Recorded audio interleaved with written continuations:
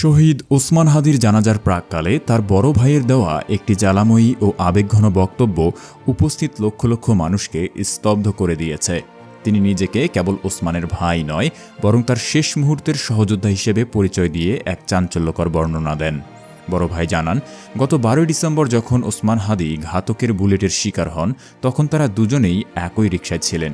তিনি বলেন, আমি হাদির ভাই হিসেবে নয়, একজন সহযোদ্ধা হিসেবে দাঁড়িয়েছি। হাদি যখন গুলিবিদ্ধ হয়, একই রিকশায় তার বাম পাশে আমি বসা ছিলাম। ডান পাশ থেকে সন্ত্রাসীরা তাকে লক্ষ্য করে গুলি চালায়। তিনি আরও যোগ করেন যে তারা রাজপথে শোক প্রকাশ করতে বা কাঁদতে আসেননি, এসেছেন ওসমানের স্বপ্নকে পূরণ করতে। জুলাই আন্দোলনের দিনগুলোতে পরিবারের পক্ষ থেকে হাদির নিরাপত্তা নিয়ে বারবার উদ্বেগ প্রকাশ করা হলেও তিনি ছিলেন অবিচল।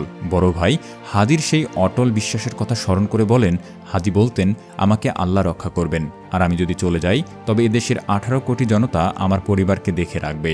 এর চেয়ে বড় নিরাপত্তা আর কেউ দিতে পারবে না। হাদি তার মাকে বলতেন, তিনি চলে গেলে মা যেন শহীদের মা হিসেবে গর্ববোধ করেন। তার বড় ভাই অত্যন্ত স্পষ্ট ভাষায় ঘোষণা করেন যে ওসমানের পরিবারের জন্য কোনো ধরনের আর্থিক সাহায্য বা অনুদানের প্রয়োজন নেই। তিনি উপস্থিত ছাত্র জনতার উদ্দেশ্যে বলেন, আমরা ওসমান হাদির পক্ষ থেকে কোনো পারিবারিক আর্থিক সহযোগিতা চাই না, শুধু একটাই চাই, ওসমানের অসমাপ্ত বিপ্লবকে আপনারা সমাপ্ত করবেন। ইনসাফের বাংলাদেশ গঠন না হওয়া পর্যন্ত আপনারা শান্ত হবেন না, এই ওয়াদা করুন। বক্তব্যে তিনি ওসমানের রাজনৈতিক লক্ষ্যের কথা তুলে ধরে বলেন, হাদি সবসময় বিশ্বাস করতেন শাহবাগ থেকেই ফ্যাসিবাদের জন্ম হয়েছে এবং এই শাহবাগ থেকেই তিনি তা রুখে দিতে চেয়েছিলেন। বাবার মৃত্যুর পর ওসমান হাদি ছিলেন পরিবারের প্রধান খুঁটি। তার উপার্জনেই ছোট বোন সহ পুরো পরিবার চলত।